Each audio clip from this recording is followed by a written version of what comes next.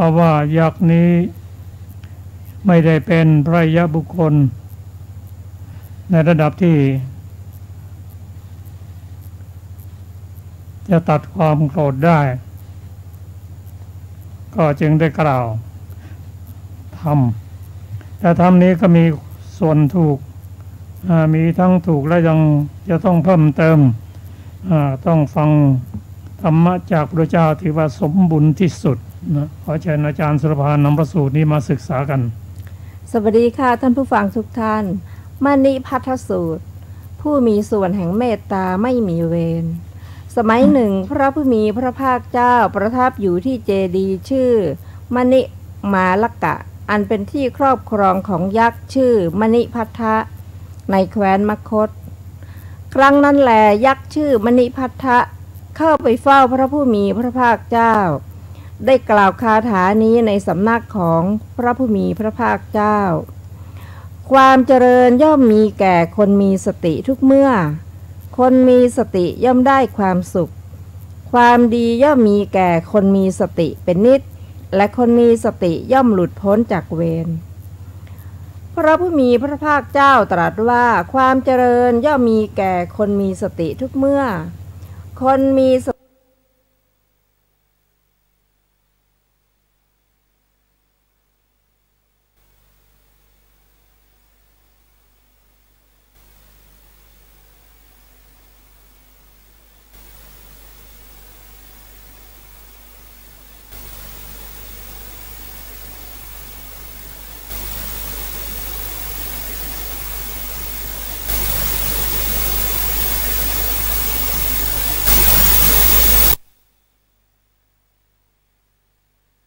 ย่อมได้ความสุขบทว่าสุเวไสยโยความว่าประเสริฐเป็นนิจบทว่าเวรานะปริมุตจิความว่าย่อมไม่หลุดพ้นจากเวรด้วยเหตุเท่านี้เรามีสติบทว่ายัสสะได้แก่ของพระอรหันต์ใดบทว่าอหิงสายะได้แก่ในกรุณาและในส่วนเบื้องต้นแห่งกรุณาบทว่าเมตตังโสความว่าพระอรหันต์นั้นเจริญเมตตาและส่วนเบื้องต้นแห่งเมตตาอีกอย่างหนึ่งส่วนเรียกว่าอังโสชื่อว่าส่วนแห่งเมตตาเพราะอัดว่าเขามีส่วนเมตตามีอธิบายดังนี้ว่า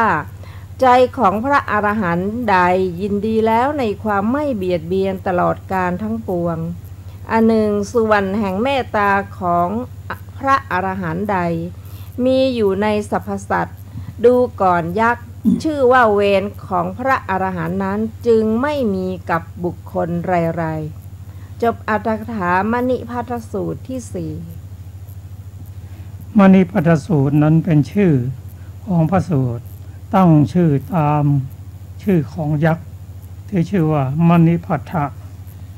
พระสูตรนี้มีในพระไตรปิฎกฉบับมมรเล่มที่25หน้า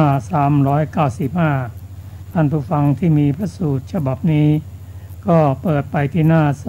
395จะได้ศึกษามณิพัทธสูตรร่วมกันพระสูตรนี้ชื่อว่าผู้มีส่วนแห่งเมตตาไม่มีเวรก็ยักษ์ชื่อมณิพัทธะเข้าไปเฝ้าพระผู้เจ้าแล้วก็ได้กล่าวคาถานี้ในสำนักพระผู้เจ้าว่าความเจริญย่อมมีแก่คนสติทุกเมื่อคนมีสติย่อมได้ความสุขความดีย่อมมีแก่คนมีสติเป็นนิจและคนมีสติย่อมหลุดพ้นจากเวรอันนี้เป็นคาถาของยักษ์นะแล้วก็ลองมาเปรียบเทียบกับ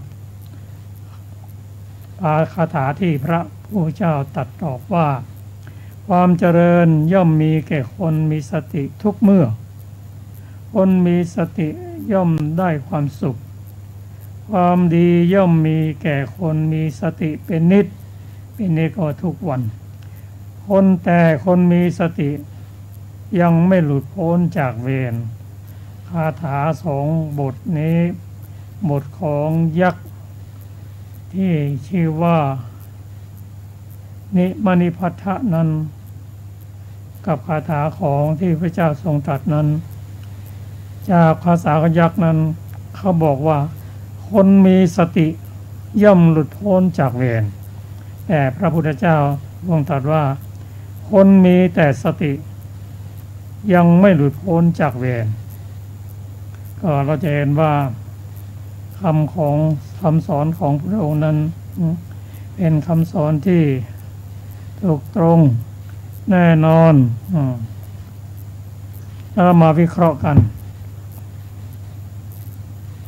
อาตนาส่วนที่สามที่พระพุทธเจ้าได้ตรัสเพิ่มเติมก็คือผู้ใดมีใจยินดี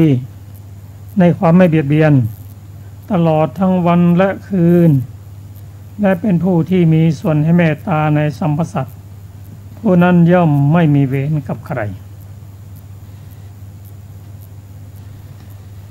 เรามาศึกษาเต็มต้นก่อนที่ยักษ์กล่าวนั้นส่วนที่ตรงกับคำธรรมสอนของพระเจ้านั่นก็คือความเจริญมีแก่คนมีสติทุกเมื่อคนมีสติย่อมได้ความสุขความดีย่อมมีแก่คนมีสติเป็นนิจอันนี้ตรงกับพระธรรมคำสอนแต่ที่ไม่ตรงกับพระธรรมสอนนั้นยักษ์กล่าวว่าคนมีสติย่อมหลุดพ้นจากเวรแต่พระพุทธองค์ตรัสว่าคนมีแต่สติย่อมไม่หลุดพ้นจากเวรจะต้องเป็นผู้ไม่มีความเบียดเบียนเป็นผู้มีเมตตาในสรรพสัตว์ทั้งปวงผู้นั้นย่อมไม่มีเวรกับใคร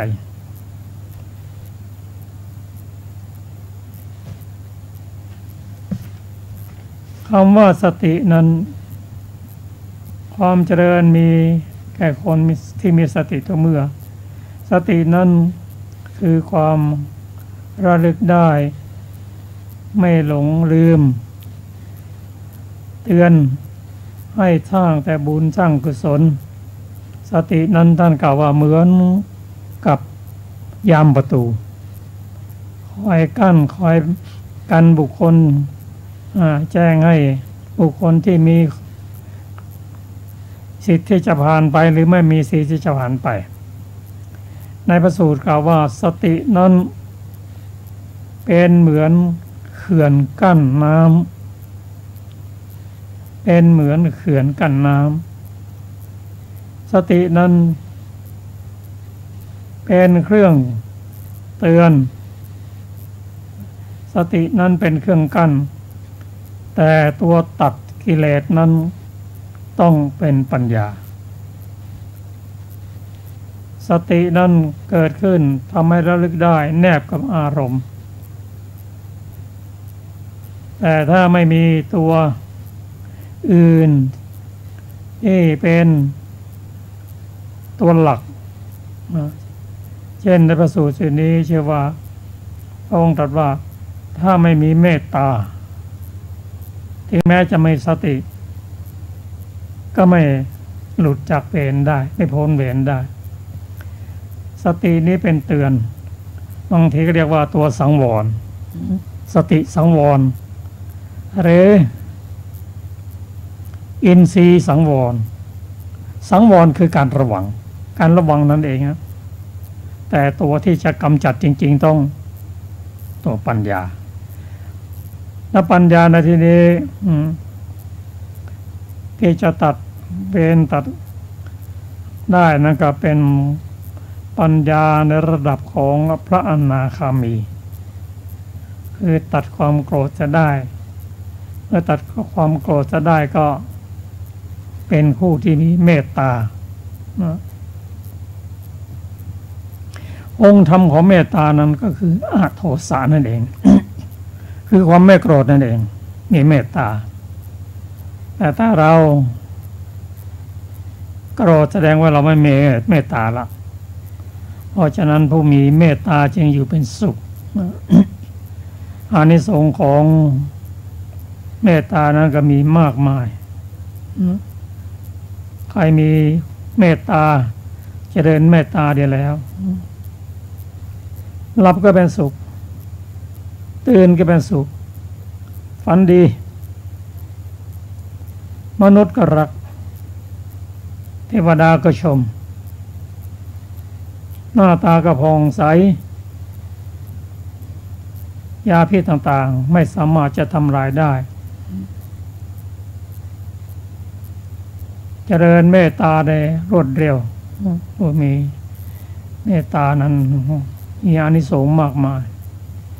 ตายไปแล้วถ้ามีเมตตาจริงก็เข้าระดับพรหมนั่นแหละเพราะฉะนั้นพรหมนั้นต้องเจริญเมตตากว้างไกลเรียกว่าพรหมวิหารสี่มีทั้งเมตตาการุณามุทิตาอุเบกขาเป็นที่อยู่ของพรหมแต่ถ้ามนุษย์เราถ้ามีหลักดังกล่าวนี้ก็ถือว่าเป็นผู้ใหญ่เป็นหลักของผู้ใหญ่ที่ดีนะก็เอาเรื่องนี้เป็นเรื่องที่วัดกันแต่ผู้ใหญ่ที่ดีก็จะมีเมตตามีกรุณามีมุทิตามุเบกขาด้วย สำหรับความที่มีคนที่มีสตินั้นย่อมเจริญเพราะตัวสตินั้นทำให้ระลึกถึงสิ่งที่เป็นบุญกุศลแต่คนมีสตินั้นก็เป็นผู้ที่เป็นส่วนมีบุญกุศลเขาก็ทำเมื่อสติถึงแล้วก็ทำต่อสตินี้เป็นหนึ่งใน19 ดวงของ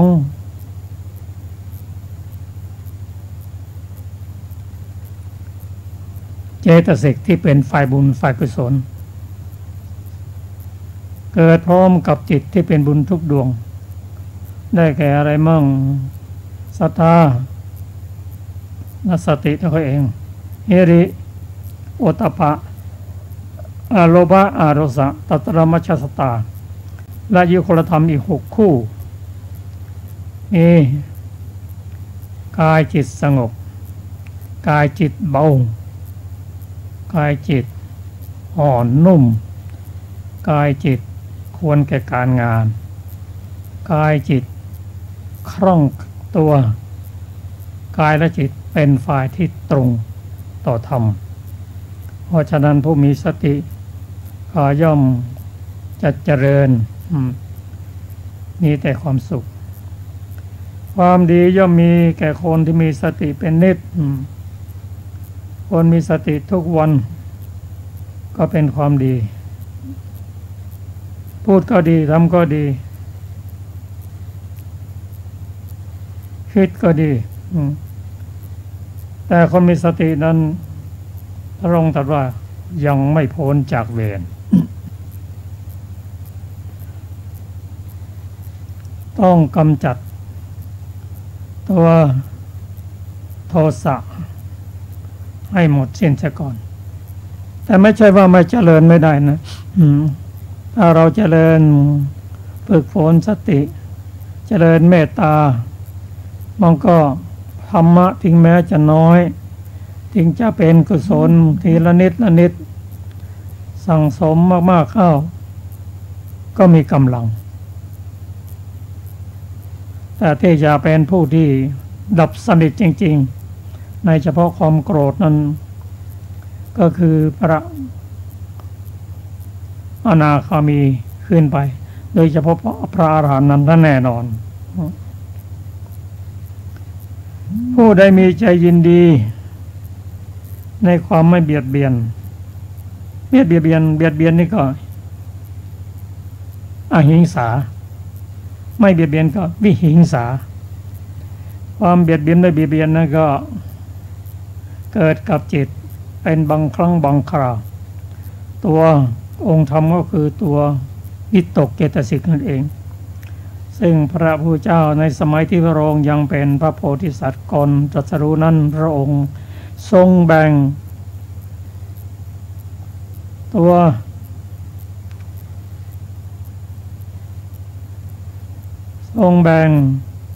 ววิตกออกเป็น2 ส่วนด้วยกันส่วนที่เป็นฝ่ายไม่ดีนั้นพระองค์ตรัสว่าเป็นอกุศลวิตกส่วนฝ่ายดีนั้นเรียกว่ากุศลวิตก ฝ่ายไม่ดีที่เรียกว่าอกุศลวิตกนั้นคืออะไรคือการตรึกการคิดเห็นอารมณ์พบอารมณ์แล้วมาตรึกมาคิดมุ่งไปในทางกามได้แก่รูปรสกลิ่นเสียงสัมผัสเรียกว่ากามวิตกเห็นอารมณ์กระทบอารมณ์แล้วเกิดความไม่พอใจขึ้นมาเกิดโทสะขึ้นมาเรียกว่าพยาปาทวิตกมีการพยาบาทเป็นต้นตัวที่สามนั้นที่เป็นอกุศลวิตกนั่นคือวิหิงสาวิตกตัวเบียดเบียนคิดที่จะเบียดเบียนผู้อื่นนี่เป็นฝ่ายอกุศลวิตกเกิดขึ้นเมื่อไรแล้วก็ทำให้ปัญญามันดับอีกฝ่ายหนึ่งเป็นกุศลวิตกเกิดขึ้นเมื่อไรแล้วก็เสริมปัญญาเป็นวิตกถ้าพัฒนาไปแล้วเป็นฝ่ายปัญญาได้แก่สัมมาสังกัปปะนั่นเองคือการตรึกในส่วนที่เป็นกุศลเช่นตรึกในเรื่องที่จะออกจากกามตรึกในเรื่องที่จะไม่พยาบาทตรึกในเรื่องที่จะไม่เบียดเบียนโดยเฉพาะตลอดวันตลอดคืนแล้วก็เป็นผู้มีส่วนแห่งเมตตาในสรรพสัตว์ทั่วไปผู้นั้นย่อมไม่มีเวรกับใครถ้าจะน้อมนำพระสูตรนี้มาพิจารณาแล้วเราเห็นว่ายักษ์นั้นท่านมีความรู้ในด้านธรรมะในระดับหนึ่งแต่เป็นผู้ที่โชคดีได้เข้าเฝ้าพระพุทธเจ้าได้กล่าวพระคาถาแล้วพระองค์ก็ทรงแก้คาถาให้ว่ายังนะจะต้องเจริญเมตตาด้วยแล้วก็เจริญกุศลวิตกด้วยจึงจะไม่มีเวรก็ยักษ์นั้นคงจะต้องน้อมนำไปปฏิบัติจะได้หลุดพ้นจากเวรต่อไปเรามาฟังพระสูตรที่สองกันนะเช่นครับพระสูตรต่อไปสานุสูตรว่าด้วยสามเณรถูกยักษ์สิงสมัยหนึ่งพระผู้มีพระภาคเจ้าประทับอยู่ในพระเชตวันวิหารพระวิหารเชตวันอารามของท่านอนาถบิณฑิกะเศรษฐีในกรุงสาวัตถีสมัยนั้นแลบุตรของอุบาสิกาคนหนึ่งชื่อสานุถูกยักษ์เข้าสิงครั้งนั้นแลอุบาสิกานั้นได้ปริเวทนาการกล่าวคาถาเหล่านี้ในเวลานั้นฉันได้สดับต่อพระอรหันต์ทั้งหลายว่าชนเหล่าใดเข้าอยู่อุโบสถอันประกอบด้วยองค์8ประการด้วยดีตลอดดิถีที่14ที่15และที่8แห่งปักทั้งตลอดปาริหาริกะปักประพฤติพรหมจรรย์อยู่ยักษ์ทั้งหลายย่อมไม่เล่นกับชนเหล่านั้นบัดนี้ฉันเห็นในวันนี้ยักษ์เล่นกับสามเณรสานุยักษ์กล่าวว่าท่านได้สดับต่อพระอรหันต์ทั้งหลายว่าชนเหล่าใดเข้าอยู่อุโบสถอันประกอบด้วยองค์8ประการด้วยดีตลอดดิถีที่14ที่15และที่8แห่งปักทั้งตลอดปาริหาริกะปักประพฤติพรหมจรรย์อยู่ยักษ์ทั้งหลายย่อมไม่เล่นกับชนเหล่านั้นเป็นการชอบท่านพึงบอกสานุผู้ฟื้นขึ้นแล้วว่ายักษ์สั่งคำนี้ไว้ว่าท่านอย่าได้กระทำกรรมอันลามกทั้งในที่แจ้งและที่ลับถ้าท่านจักกระทำกรรมอันลามกไซร้ถึงท่านจะเหาะหนีไปก็ไม่พ้นทุกข์สามเณรสานุฟื้นขึ้นแล้วกล่าวว่าโยมญาติและมิตรทั้งหลายย่อมร้องไห้ถึงคนที่ตายแล้วหรือยังเป็นอยู่แต่หายไปโยมยังเห็นฉันเป็นอยู่ ฉะนั้นโยมจึงร้องไห้ถึงฉันอุบาสิกากล่าวว่าลูกเอ๋ยญาติและมิตรทั้งหลายย่อมร้องไห้ถึงคนที่ตายแล้วหรือยังเป็นอยู่แต่หายไปแต่คนใดละกามทั้งหลายแล้วขออภัยแต่คนใดละกามทั้งหลายแล้วจะกลับมาในกามนี้อีกลูกรักญาติและมิตรทั้งหลายย่อมร้องไห้ถึงคนนั้น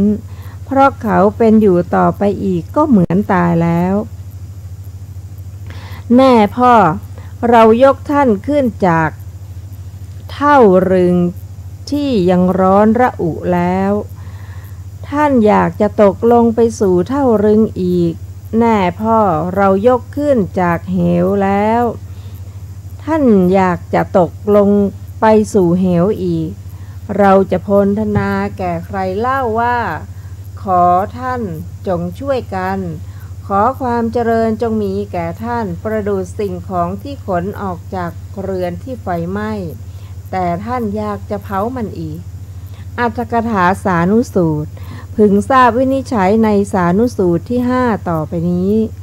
บทว่ายักเขนะฆาหิโตโหติความว่าเล่ากันว่าบุตรนั้นเป็นบุตรคนเดียวของอุบาสิกานั้นครั้งนั้นนางให้บุตรนั้นบรรพชาในเวลาเป็นหนุ่มแลสามเณรนั้นตั้งแต่เวลาบรรพชาแล้วมีศีลถึงพร้อมด้วยวัดสามเณรได้ทำวัดแก่อาจารย์อุปัชฌาย์และพระอาคันตุกะเป็นต้นเดือนละ8 วันลุกขึ้นแต่เช้าเข้าไปตั้งน้ำไว้ในโรงน้ำกวาดโรงฟังธรรมตามประทีปประกาศฟังธรรมด้วยเสียงไพเราะพวกภิกษุทราบกำลังของสามเณรนั้นจึงเชื้อเชิญว่าพ่อเณรจงกล่าวบทสารพันยะเถิดสามเณรนั้นไม่นำอะไรมาอ้างลมเสียดแทงหัวใจของผมหรือโรคไอรบกวนขึ้นธรรมาสกล่าวบทสารพันยะเหมือนอย่างแม่น้ำคงคาในอากาศให้ตกลงอยู่ฉะนั้นลงมากล่าวว่าขอส่วนบุญในสารพันยะนี้จงมีแก่มารดาบิดาของข้าพเจ้าเถิดส่วนมารดาบิดาของสามเณรนั้นไม่รู้ว่าส่วนบุญสามเณรนั้นให้แล้วก็มารดาของสามเณรในอัตภาพก่อนนั้นเกิดเป็นยักษิณีนางมากับพวกเทวดาฟังธรรมแล้วจึงกล่าวว่าลูกข้าพเจ้าขออนุโมทนาส่วนบุญอันสามเณรให้แล้วก็ธรรมดาพวกภิกษุพูดถึงพร้อมด้วยศีลย่อมเป็นที่รักของโลกพร้อมทั้งเทวดาขออภัยย่อมเป็นที่รักของโลกพร้อมทั้งเทวโลกด้วยประการฉะนี้เหล่าเทวดามีความละอายมีความเคารพในสามเณรนั้นย่อมสำคัญสามเณรนั้นเหมือนเท้ามหาพรหมและเหมือนกองไฟยกนางยักษิณีนั้นขึ้นเป็นที่เคารพดูแลด้วยความเคารพในสามเณรได้ให้อาสนะน้ำก้อนข้าวอันล้ำเลิศแก่นางยักษิณีด้วยสำคัญว่ามารดาของสานุดังนี้ในสถานที่ฟังธรรมและยักขะสมาคมเป็นต้นพวกยักษ์ผู้มีศักย์ใหญ่พบนางยักษิณีนั้นหลีกทางให้ลุกจากอาสนะครั้งนั้นสามเณรนั้นถึงความเจริญมีอินทรีย์แก่กล้าถูกความไม่ยินดีบีบคั้นเมื่อไม่อาจจะบรรเทาความไม่ยินดีได้จึงปล่อยให้ผมและเล็บยาวรกรุงรังทั้งสบงและจีวรสกปรกเหลือเกินไม่บอกแก่ใครถือบาทและจีวรไปยังประตูเรือนของมารดาแต่ผู้เดียวเท่านั้นอุบาสิกาเห็นสามเณรไหว้แล้วได้กล่าวว่าลูกเมื่อก่อนเจ้ามาในที่นี้กับอาจารย์อุปัชฌายะหรือภิกษุหนุ่มและสามเณรเพราะเหตุไรในวันนี้เจ้ามาแล้วแต่ผู้เดียวเล่าสามเณรนั้นบอกความเป็นผู้กระสันอุบาสิกาเป็นคนมีศรัทธาแสดงโทษในการอยู่ครองเรือนโดยประการต่างๆกล่าวสอนสามเณรเมื่อไม่อาจจะให้สามเณรนั้นยินยอมได้ คิดว่ากระไรเสียสามเณรจากกำหนดแม้ตามธรรมดาของตนได้จึงชักชวนกล่าวว่าลูกเจ้าจงหยุดอยู่จนกว่าแม่จะให้จัดข้าวยาคูและพัดพร้อมแก่เจ้าแม่จักถวายผ้าที่พอใจแก่เจ้าผู้ดื่มข้าวยาคูทำภัตกิจเสร็จแล้วดังนี้แล้วจึงจัดอาสนะถวายสามเณรนั่งแล้วอุบาสิกาให้จัดข้าวยาคูและของขบเคี้ยวถวายเสร็จแล้วโดยครู่เดียวเท่านั้นต่อมานางคิดว่าจัดพัดให้พร้อมนั่งซาวข้าวอยู่ในที่ไม่ไกลสมัยนั้นนางยักษินีนั้นรำพึงอยู่ว่าสามเณรได้อาหารอะไรในที่ไหนหนอแลหรือไม่ได้รู้ว่าสามเณรนั้นนั่งแล้วเพราะจะศึกคิดว่าสามเณรอย่าพึงให้ความละอายเกิดขึ้นระหว่างเทวดาของเราจะไปทำอันตรายในการศึกของสามเณรนั้นมาแล้วสิงที่ร่างบิดคอให้ล้มลงที่พื้นสามเณรนั้นมีในตาเหลือกน้ำลายไหลดิ้นอยู่กับพื้นเพราะเหตุนั้นท่านจึงกล่าวว่าบุตรชื่อว่าสานุของอุบาสิกาถูกยักษ์สิงแล้วบทว่าอัชฌภาสิความว่าอุบาสิกาเห็นอาการแปลกนั้นของบุตรมาโดยเร็วกอดบุตรให้นอนบนขาชาวบ้านทั้งสิ้นมาทำพิธีมีพลีกรรมเป็นต้นอุบาสิกาเมื่อคร่ำครวญได้กล่าวคาถาเหล่านี้บทว่าปาริหาริกะปักขันจะความว่าพวกมนุษย์คิดว่าเราจักทำการรับและส่งอุโบสถดิถีที่8จึงสมาทานองค์อุโบสถในดิถีที่7บ้างดิถีที่9บ้างเมื่อทำการรับและการส่งดิถีที่14และ15สมาทานในดิถีที่13บ้างในวันปาติบทบ้างมนุษย์คิดว่าพวกเราจากทำการส่งการอยู่จำพรรษาเป็นผู้รักษาอุโบสถเป็นนิจกึ่งเดือนระหว่างปวารณาทั้งสองอุบาสิกาหมายเอาข้อนี้จึงกล่าวว่าปาริหาริกะปักขันจะบทว่าอัฏฐังคะสุสมาคตังความว่าประกอบด้วยคือประกอบดีแล้วด้วยองค์8บทว่าพรหมจริยังแปลว่าประพฤติประเสริฐบทว่าณเตหิยักขากีลันติความว่าพวกยักษ์ย่อมไม่สิงชนเหล่านั้นเล่นยักษินีสิงที่ร่างของสามเณรแล้วจึงกล่าวว่าคาถาเหล่านี้ว่าจาตุทัสสิงดังนี้อีกบทว่าอาวิวายะทิวาระโหความว่าในที่ต่อหน้าหรือในที่ลับหลังใครๆบทว่าปะมุตยัตถิตัดบทว่าปะมุตติอัตถิแปลว่าความพ้นมีอยู่บทว่าอปัจจาปิแปลว่าแม้เหาะไปนางยักษินีกล่าวว่าถ้าเจ้าจะเหาะหนีไปเหมือนนกแม้อย่างนั้นเจ้าก็พ้นไปไม่ได้ก็แลครั้นกล่าวอย่างนี้แล้วจึงปล่อยสามเณรลืมตามารดาสยายผมร้องไห้สะอึกสะอื้น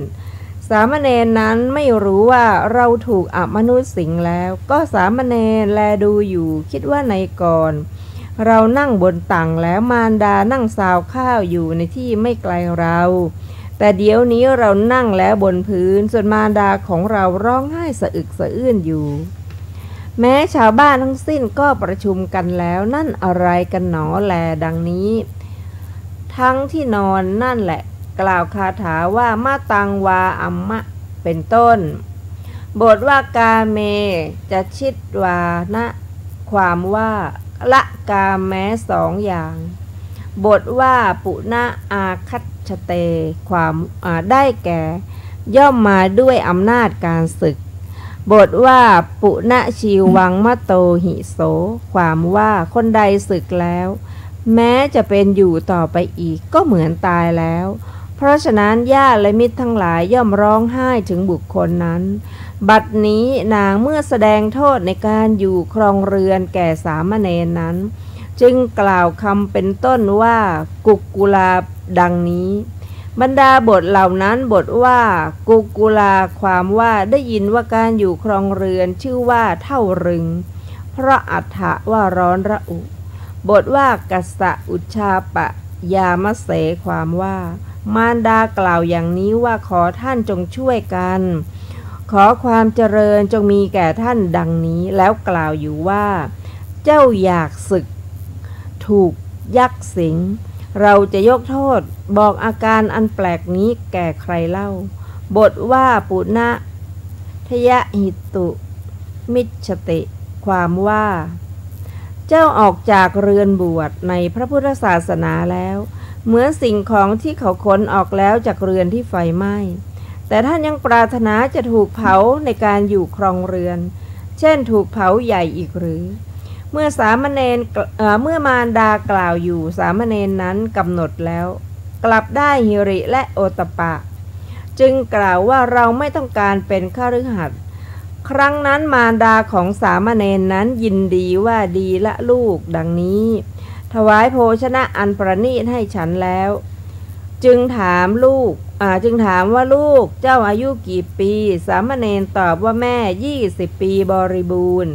อุบาสิกากล่าวว่าลูกถ้าเช่นนั้นขอเจ้าจงทำการอุปสมบทเถิดได้ถวายผ้าจีวรแล้วสามเณรนั้นได้ทำจีวรแล้วอุปสมบทเรียนพระพุทธพจน์อยู่ทรงพระไตรปิฎกยังพระพุทธศาสนานั้นให้บริบูรณ์ในอาคตสถานแห่งศีลเป็นต้นไม่นานบรรลุความเป็นพระอรหันต์เป็นพระธรรมกถึกผู้ใหญ่ดำรงอยู่ได้120 ปีให้ชมพูทวีปทั้งสิ้นสั่นสะเทือนแล้วก็ปรินิพพานจบอัตถกถาสานุสูตรที่ 5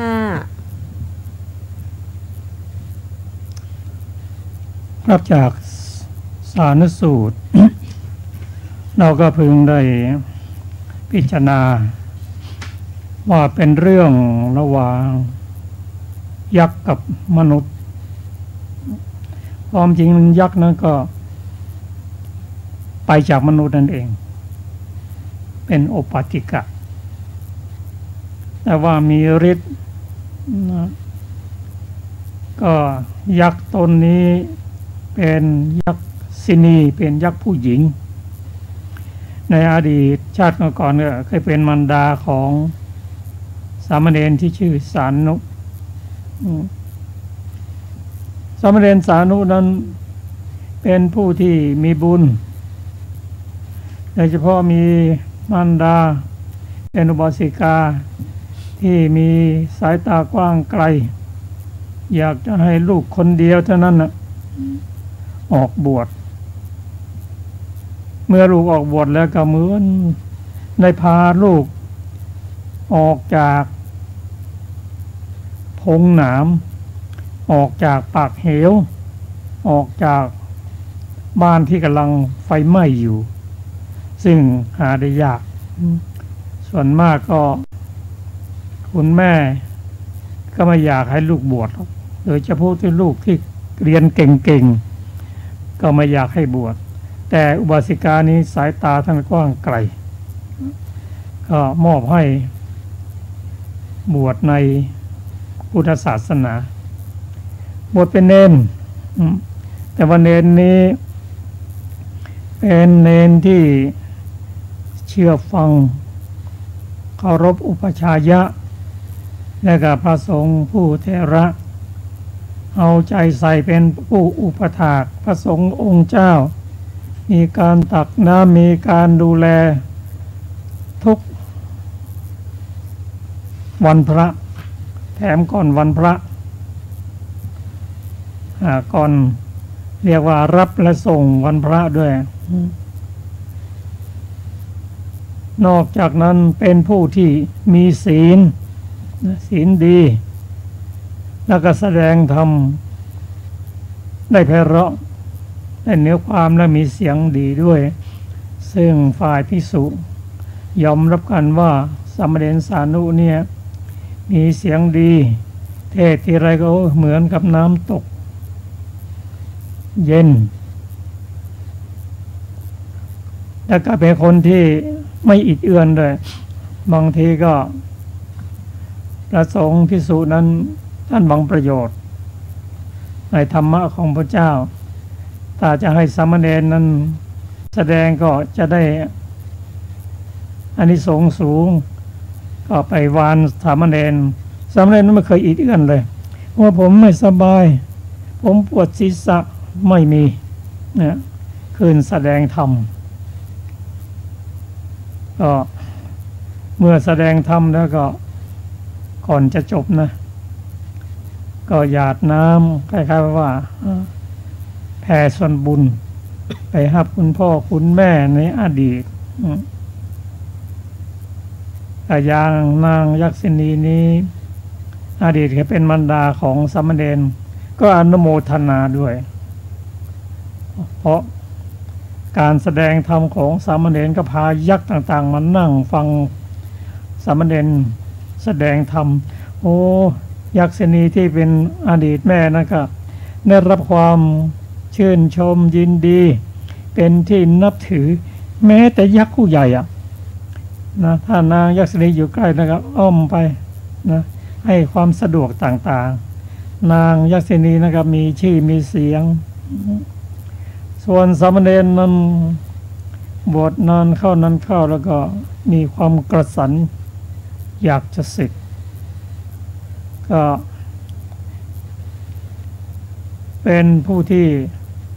เมื่อกระสันแล้วก็ไม่ค่อยสนใจในจีวรไม่ซักจีวรก็สกปรกผมไม่โกนเล็บก็ปล่อยให้เล็บยาวคิดก็จะศึกอย่างเดียวเมื่อคิดอย่างนั้นก็วันหนึ่งก็ไปหาแม่ไปรูปเดียวแหละทุกครั้งไม่ไปงานชวนเพื่อนสาวธมิกไปด้วยอุปชัยยะไปด้วยอุบาสิกาเป็นแม่นั้นสังเกตทำไมลูกเนนมาคราวนี้มารูปเดียวนะเพื่อนไปไหนหมดอุปชัยยะทำไมไม่มาเนนก็เรียนกับคุณแม่ตามความไม่จริงว่าแม่อาตมาอยากจะสึกปวดก็เป็นเนนดีแล้วนี่ก็อาตมาอยากจะสึกเมื่อเป็นเช่นนั้นก็แม่ก็ยกตัวอย่างว่าการได้อยู่เป็นคฤหัสถ์นั้นทุกโอกาสที่จะไปอบายนั้นมันมีมากทำนองนั้นแหละถ้าบวชเป็นเนนอย่างนี้หลุดเหมือนกับออกจากปากเหวแล้วออกจากพงหนามแล้วพ้นจากไฟที่กำลังไหม้กันแล้วยังกลับไปอีกเหรออยากจะไปอีกหรือก็อาตมาอยากจะสึกอ้อนวอนยังไงก็ไม่ฟังเอาละถ้าจะสึกก็แม่จะทำอาหารถวายท่านแล้วก็เลือกเสื้อผ้าที่ท่านชอบไว้ใส่หลังจากการสึกแล้วเนนก็คงจะดีใจนะแล้วก็รอสักเดี๋ยวแม่เขาจะชาวข้าวกำลังจะหุงข้าวแต่การนี้ยักษินีที่เคยเป็นแม่นั้นติดตามสามเณรว่าตอนนี้อยู่ที่ไหนกำลังกระสันจะสึกยุ่งแล้วสิถ้าสึกแล้วเราก็เสียชื่อเลยยักษ์ผู้ใหญ่ท่านยังเกรงใจเราเลยยักษ์อื่นๆก็ยังดีใจด้วยท่านเป็นมีรูปเป็นสามเณรแสดงธรรมได้ดีไม่ได้ไม่ให้สึกจะต้องไปขัดขวางให้ได้นางพูดอย่างนั้นก็เข้าไปสิงในร่างของสามเณรทางบ้านห้องผีเข้านะผีเข้าผีสิงนั้นมีจริงบางคนว่ามันแกล้งมั้งไม่ใช่มีจริง แกล้งก็มีจริงก็มีแต่จริงๆแล้วแต่อย่างเงี้ย เข้าไปสิงแล้วบีบคอจนตาเหลือกตาถลนเลยน้ำลายไหลเลยสามเณรสานุนั่งบนตั้งแท้ๆนะ ชักกระเดกก็ตกลงเตียงไปนอนคลุกฝุ่นอยู่นั่นมารดาเห็นแล้วก็ตกใจทิ้งหม้อข้าวหม้อน้ำอาหารมาดูร้องห่มร้องไห้บาสิกานั้นท่านได้มีความรู้ทางพระอรหันต์เคยฟังธรรมมาก่อนก็กล่าวรู้นะว่ายักษ์กำลังเล่นกับลูกเนนก็ได้กล่าวคาถาว่าฉันได้สดับต่อพระอรหันต์ทั้งหลายว่าใครก็ตามที่รักษาอุโบสถประกอบด้วยองค์8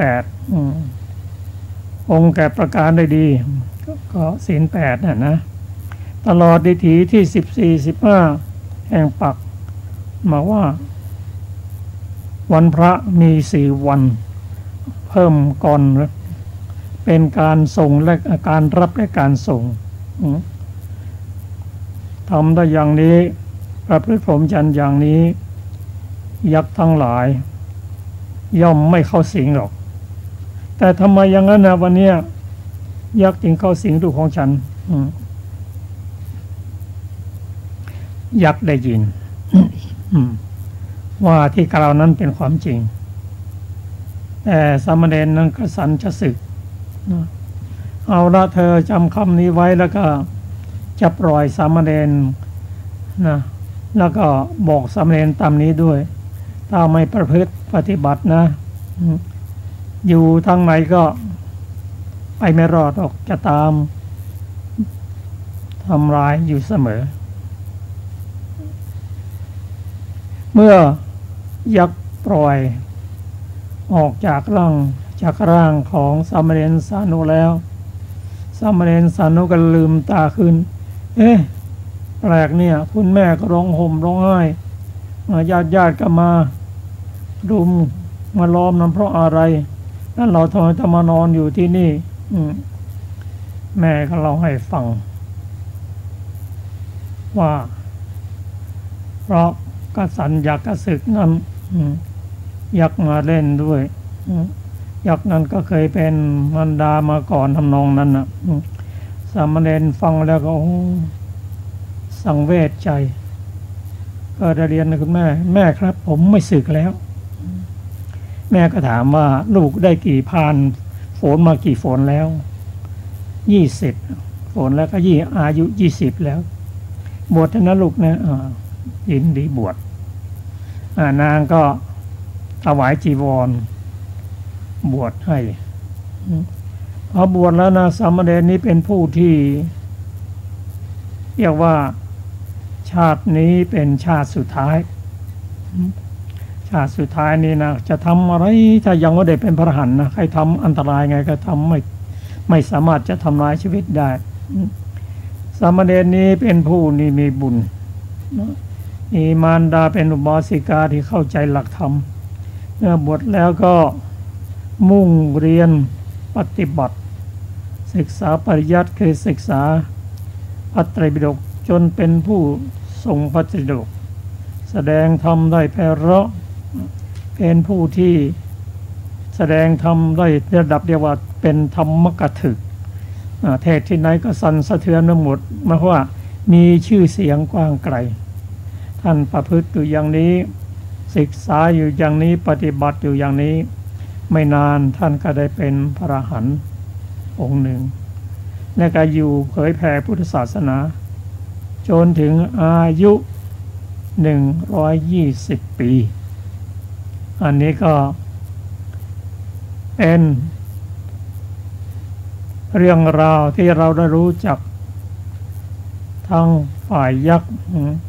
ทั้งอุบาสิกาและผู้ที่มีอุปนิสัยที่จะเป็นพระอรหันต์อาจจะน้อมนำมาศึกษาแล้วก็สามารถกำทำได้โดยเฉพาะคุณแม่ที่มีลูกมีแววที่จะหนักไปในทางพุทธศาสนาก็ให้เขาบวชเถอะบวชแล้วก็ไม่ไปไหนหรอกได้แผ่พุทธศาสนาแม่ก็ได้บุญเป็นผู้สืบทอดศาสนาโดยเป็น อันนี้ประการหนึ่งประการที่สองนั้นก็ยักษ์กับมนุษย์นั้นก็อยู่ใกล้ๆกันคอยดูแลกันอยู่เสมอนะที่สำคัญที่สุดก็คือเวลาเราทำบุญทำกุศลแล้วแผ่ส่วนบุญส่วนกุศลให้ถ้าเราทำได้จริงก็ส่วนบุญส่วนกุศลนั้นก็ไปถึงบุคคลที่เราเคารพนับถือที่ท่านชีวิตไปแล้วแต่ก็ไม่ใช่ทุกคนหรอกนะเพราะบางทีผู้มีพระคุณเป็นคุณพ่อคุณแม่ท่านเส้นชีวิตไปแล้วอุทิศส่วนบุญกุศลท่านอาจจะไม่รับก็ได้เพราะอะไรเพราะท่านไปเกิดเป็นเทวดาตั้งกระได้อาหารเป็นทิพย์ถ้าบังเอิญไปเกิดเป็นเดรัจฉานท่านก็รับไม่ได้รับได้ก็ชอบตอนเป็นยักษ์เป็นเปรตเท่านั้นเองที่รู้จักอนุโมทนาอันนี้ก็เป็นส่วนหนึ่งว่าถ้าเราทำบุญทำกุศลจะให้อุทิศให้ใครให้ได้รับแล้วบุญกุศลนั้นต้องเป็นบุญกุศลที่ดีจริงๆเช่นการทำบุญนั้นของที่ได้มานั้นได้มาด้วยความบริสุทธิ์ไม่ได้เป็นลักขโมยใครแล้วมาให้ทานไม่ใช่นะได้มาโดยบริสุทธิ์หนึ่งประการที่สองนั้นผู้ที่รับต้องเป็นผู้บริสุทธิ์ด้วยมีศีลสมาธิปัญญาแล้วก็เจตนาที่ดีทั้งมุญจะเจตนาทั้งทั้ง เจตนาก่อนให้บุพมุญจะแล้วก็หลังจากนั้นจึงจะเป็นบุญกุศลที่เมื่อแผ่ไปแล้วก็เขาจะได้รับ บางทีแผ่ไปก็ไม่ได้รับก็มีแต่มีเหมือนกันบางวสูตรนะเพราะว่าอุทิศให้ไม่ได้รับเพราะว่าภิกษุผู้ไม่มีศีลไม่มีธรรมแย่งไปกินหมดอันนี้ก็มีนะท่านผู้ฟังที่เคารพครับพระสูตรที่เราได้ศึกษากันมาทั้งสองสูตรนี้เราก็ได้เห็นได้ว่าการศึกษาในทางพุทธศาสนานั้นเป็นไปตามลำดับแล้วก็เป็นไปตามหลักทางศีลสมาธิและปัญญาเพราะฉะนั้นการรักษาศีลนั้นถามว่ามีสมาธิไม่มีปัญญาไหมบอกมีตามสมควรแก่ศีลนั้นผู้ที่เจริญสมาธินั้นมีศีลสมาธิปัญญาบอกมีได้แก่อะไรมั่งก็สมาธินั้นสามารถที่จะกดข่มนิวรณ์ห้าได้เป็นผู้มีศีลถึงจะมีสมาธิคนไม่มีศีลนั้นเจริญสมาธิยากก็มารบกวนอยู่เสมอนะถ้ามันมีเครื่องกังวลส่วนผู้มีสมาธิและมีศีลประกอบด้วยสติรองรับแล้วก็สามารถเจริญปัญญาได้เพราะสมาธินั้นเป็นเหตุใกล้ของปัญญาแล้วก็ตามที่เราได้ศึกษากันมานั้นในปัญจโวกรภูมินั้นประกอบด้วยขันธ์ห้ารูปขันธ์เวทนาขันธ์สัญญาขันธ์สังขารขันธ์และวิญญาณขันธ์หรือรูปกับนามแม้ในเจตสิกทั้ง52นั้นซึ่งแบ่งออกหนึ่งเป็นเวทนาขันธ์สองสัญญาขันธ์นอกจากนั้นเป็นสังขารขันธ์เจ้าเจตสิกนี้ก็มีความสามารถไม่เหมือนกันมีหน้าที่แตกต่างกันทำหน้าที่เป็นคนละอย่างกันเช่นตัวที่ทำสมาธินั้นก็เป็นเอกคตาตัวที่จะทำให้เกิด เมตตานั้นก็คือตัวอาโทสะตัวสติอีกอย่างหนึ่งไม่ใช่ว่ามีสติแล้วก็จะไม่มีเวรไม่ใช่นะตามที่ยักษ์เข้าใจ